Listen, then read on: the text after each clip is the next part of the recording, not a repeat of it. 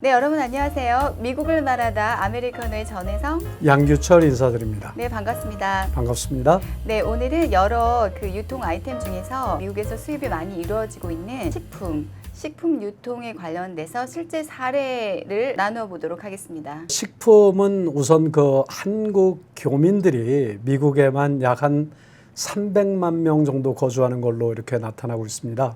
물론 미국 인구 조사국에서 집계한 센서스와는 많은 차이가 있는데 실질적으로 300만 정도가 되는 인구가 한국 음식을 찾고 있으니까 그 시장 규모가 대단한 규모라고 볼 수 있겠죠. 식품을 소비하는 소비층을 분석해 보면 아무래도 한국인들이 가장 많고 그 다음에는 어떤 인종이 될까요?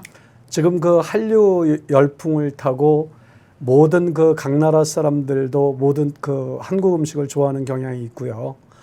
특별히 지금 미국에서 가장 많은 인구 분포를 보이고 있는 멕시칸들에게 상당히 많은 시장 점유율을 보이고 있습니다. 지금 이제 코스코 같은 데 대형 매장을 이제 가시는 한국 쇼핑객들이 지금 눈여겨서 봐서 아실지는 잘 모르겠는데 지난 10년 동안 미국 슈퍼마켓이나 코스코 같은 데에서 진열되어 있는 진열 상품들이 많이 바뀌었습니다. 네. 이제는 아시안 푸드 섹션이 새로 생겼는데 물론 그 안에 보면 중국, 일본, 한국 그런 음식들이 골고루 디스플레이가 돼 있죠.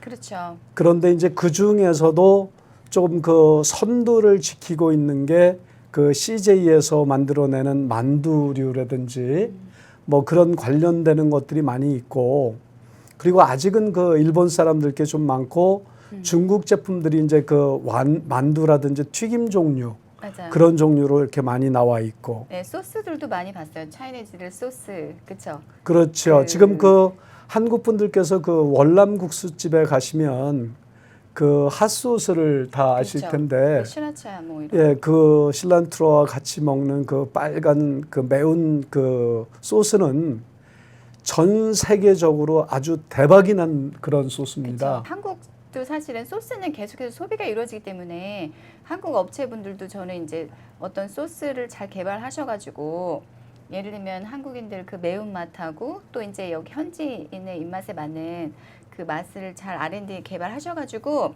어느 날 이제 저도 이렇게 한국 업체들이 개발한 소스가 이렇게 대형 유통 매장에 진열되는 거를 보고 싶어요. 그렇죠. 지금 한국 관련되는 소스는 지금 바베큐 소스가 상당히 많이 인기가 있고요. 그리고 이제 불고기가 어느 정도 이제 한국 음식이라는 것들이 전 세계인들에게 각인이 돼서 이제는 불고기 소스에 대한 그런 개념이 조금 이제 많이 선명해졌다 그런 네. 생각이 듭니다. 네, 그럼 지금 저희가 이제 오늘은 식품 유통 과정을 실질적으로 이렇게 좀 하나하나 짚어보고 싶은데 대기업들은 워낙에 각 나라마다 지사가 설립이 되어 있고 그리고 이제 어떤 멤버가 있기 때문에 사실은 다들 이제 소화가 가능하시지만 중소기업 입장에서는 과연 우리 식품이 미국 시장에 진출하는 거에 있어서 가능성이 얼마나 되고 과연 어떤 품목들 이렇게 많은 다양한 품목들 중에서 어떤 제품을 가지고 미국에 진출하는 게 성공에 대한 확률이 높을지 이제 이런 부분에 대해서 많이 퀘스천 마크를 하실 것 같아요. 그렇죠. 그러니까 이제 지금 수출을 원하시는 기업이나 생산이 관련되는 그런 유통에 관련되는 일을 하신다면 우선 미국에서 팔리는 시장의 규모라든지 그다음에 주 소비자들이 어떤 층이 되는지 그런 것들을 먼저 좀 발견하실 필요가 있어요. 네. 그러니까 이제 그런 것들을 우선 보시고 나서 시장 규모라든지 가격이라든지 그리고 음식에 대해서 특별히 알러지 음식 같은 경우 그러니까 한국말로 알레르기 반응을 보이는 그런 고객들이 많다는 점도 인식을 해야 돼요. 네, 그래서 지금 FDA 같은 경우에도 미국 식약청 같은 경우에도 알러지를 유발할 만한 그런 물질이 들어있는 성분이 들어있는 그런 음식들은 굉장히 까다롭게 검토를 하고 있죠. 그렇죠. 그래서 그런 부분은 전문가의 조언을 받으시면 좋을 것 같고 중소기업들 중에서 식품에 종사하는 업체들 그래서 이제 미국에 진출을 앞두려는 업체들한테 실제로 성공 사례를 통해서 어떤 식으로 0부터 10까지 유통이 됐다. 그거 내서 좀 짚고 넘어가고 싶은데 좀 사례를 말씀해 주실 수 그런 있을까요? 게 이제 가장 좋은 사례가 우리나라에서 한국 사람들이 많이 먹는 김 같은 종류가 되겠네요. 아, 그렇죠. 그 김 종류는 원래 그 일본에서도 많이 들어왔고 약 한 5년 전, 그러니까 10년 정도 안 됐는데 그때부터 이제 김을 갖다가 우리나라에서는 밥을 싸 먹는 김밥용으로 많이 사용을 하지만 스낵으로 그 개발을 많이 했어요. 네, 저도 봤어요. 네, 그래서 김에다가 얇은 그 밀가루를 좀 튀긴다든지 이 옷을 입혀서 과자처럼 자연스럽게 먹으면서도 해초류를 통한 건강 그리고 맛 이런 것들을 그 보장할 수 있다고 그래서 상당히 많이 인기가 있고 지난 그 4년 전에도 제가 그 한국 정부에서 발표한 자료를 보고 1조 원의 그 김을 수출했던 그런 결과를 달성을 했어요. 그래서 지금 그 우리나라에서 일하고 있는 그 어민들에게 상당히 그 소득을 높이는 그런 결과도 나왔고, 그리고 김 같은 경우는 지금 한국 식품점은 뭐 당연한 얘기지만 미국 그 대형 쇼핑 그 식품점에 상당히 많은 유의 그 상품들이 디스플레이가 되어 있죠. 네. 그게 아마도 그 아주 좋은 성공 사례인 것 같습니다. 그러면 지금 어떤 업체랑 어떻게 연결이 돼서 그리고 미국에 들어와서 어떻게 유통 채널을 발굴하셨는지, 그래서 이제 판매가 이루어지게 하셨는지 이제 그런 부분을 지금 말씀해 이제 주시겠어요? 김 회사 같은 경우는 우리나라 그 바닷가 중심으로 김을 그 만들어내는 그런 그 수협 같은 그런 조합 형식의 그 지역 김 생산 회사들이 많이 생겼죠. 그렇죠. 그리고 이제 특별히 뭐 광천김이다, 대천김이다 뭐 이런 식으로 해서 주로 김은 이제 서해안 쪽하고 동해안 쪽에 있는 그 효모가 만나서 김이 만들어지는데, 그런 것들에 대한 그 시장은 주로 이제 서해안 지방을 중심으로 김이 많이 미국에 들어오고 있어요. 그런데 어느 회사를 특정해서 말씀드리기는 어려운데 지금 김 같은 경우는 상당히 그 경쟁도 심하고, 물론 뭐 양으로는 엄청나게 많은 양이 팔리지만 그런 것들을 딱 어떤 회사라고 사례를 말씀드리기는 어렵지만 만약에 그 한 회사의 김이 한 그 대형 슈퍼마켓 체인을 통해서 납품이 된다고 그러면 그 규모는 상당히 크다고 볼 수 있죠. 그렇죠. 네, 그래서 김 아까 예로 말씀하셨는데 지금 이 현지 유통 매장에 이렇게 출시가 되어 있는 아이템들은 사실 김을 현지화하거나 또는 이거를 이제 그 반찬으로 우리가 먹을 수 있는 거를 어떤 스낵으로 개발해서 이런 식으로 R&D를 해가지고 한 제품들이 사실 많이 나가고 있어요. 그래서 이게 뭐 어떤 맥주의 안주로 사용이 된다거나 아니면 어린이들이 이렇게 지능 개발에 도울 수 있도록 그 안에 또 피넛을 넣어서 이렇게 개발한 김들, 이런 것들을 제가 많이 봤어요. 그 한국인들이 이제 어느 정도 그렇게 그 로컬 시장을 분석을 해가지고 그 R&D를 통해서 이렇게 제품을 내놨는데, 실제로 가장 중요한 거는 말씀드린 대로 한국에 있는 김을 그대로 갖다 놓는 것도 중요하지만 이거를 어느 정도 조금 퓨전화할 필요도 있을 것 같아요. 그래서 왜냐하면 외국인들은 굳이 이거를 주식으로 밥을 먹지 않기 때문에 밥을 먹지 않고 이거를 어떤 하나의 개발을 하셔가지고 현지에 보다 많은 분들이 먹어볼 수 있게 이제 그런 기회를 제공하는 게 중요할 거라고 생각을 합니다. 이제 그런 것들도 하나의 그 프로모션이나 마케팅의 일환일 텐데, 원래 그 한국 음식은 발효 음식이 많아요. 예를 들어서 장류라든지 뭐 김치 같은 것도 마찬가지겠지만, 원래 그 발효 음식은 맨 처음에 그 접하기가 상당히 어려움이 있어요. 그 대신 한번 접하고 나면 그거에 대해서 상당히 그 중독성이 강한 그런 음식이기 때문에, 흔히 그 미국 사람들이 잘 먹는 치즈 같은 것도 마찬가지 개념이겠죠. 그리고 한국에서도 어린아이들이 치즈가 들어간 뭐 피자를 즐긴다든지 뭐 이런 것들도 마찬가지로 하나의 그 중독성이 있는, 그러니까 장기적으로 봐서 브랜드를 마케팅하기 위해서는 한 번 먹어서 그 물건을 평생 동안 가져갈 수 있도록 그렇게 그 마케팅을 하고 그 안에 그 내용물을 집어넣는 것들이 상당히 저는 중요하다고 생각을 하는 그렇죠. 거죠. 결국은 식품도 그 하나의 문화이잖아요. 그만큼 문화가 바뀌기에는 뭐 10년이 뭐예요. 엄청난 기간이 오래 소요가 되는데 하나의 문화로 자리 잡기 위해서는 계속해서 이렇게 그 많은 기회를 통해서 이거를 한번 테스트할 기회를 주는 것들이 굉장히 중요할 것 같아요. 그래서 이제 뭐 예를 들면 그게 어떤 그 로컬 행사장 안에서 우리가 이제 그런 거를 시음회를 연다든지 뭐 시연회를 통해서 어떤 이들이 그거를 한번 이렇게 테스트를 해서 맛을 보고 또 다시 찾을 수 있게.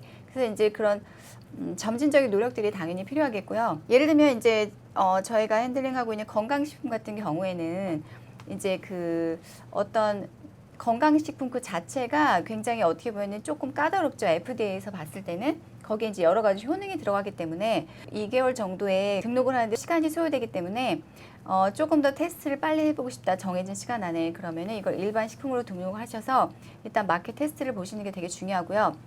이제 이렇게 해서 미국에 들어오고 나서 이제 여러 그 식품 관련된 유통 채널들이 있잖아요. 오프라인 채널들이 있는데 그분을 통해서 이제 예를 들면은 어떤 샘플을 전달해 드리고 그분들한테 이제 이런 부분에 대해서 어떤 피드백을 받는 거 그게 이제 처음으로 진행이 되는데 또 여기에서 가장 중요한 부분은 유통업체 측에서도 사실은 자체적으로 마케팅을 해야 된다는 거죠. 그래서 그분들이 유통업체 측에서 이거를 마케팅을 해서 소비자들의 그런 이런 소비를 유도해내기 위해서는 그만큼 어떤 마케팅 툴을 갖추는 거 그래서 이제 그런 것 그리고 마케팅 어떤 컨텐츠나 이런 툴을 같이 공유를 해서 유통업체들이 쉽게 결정을 할 수 있도록 여기는 이렇게 다 준비가 미국에 나올 시장이 되어 있으니까 우리가 이거를 수입해서 바로 이제 우리가 라인업이 되어 있는 유통 채널에 이렇게 깔면 되겠다 이런 생각을 할 수 있도록 그 마케팅 부분에 대한 그 사실은 준비가 굉장히 중요해요.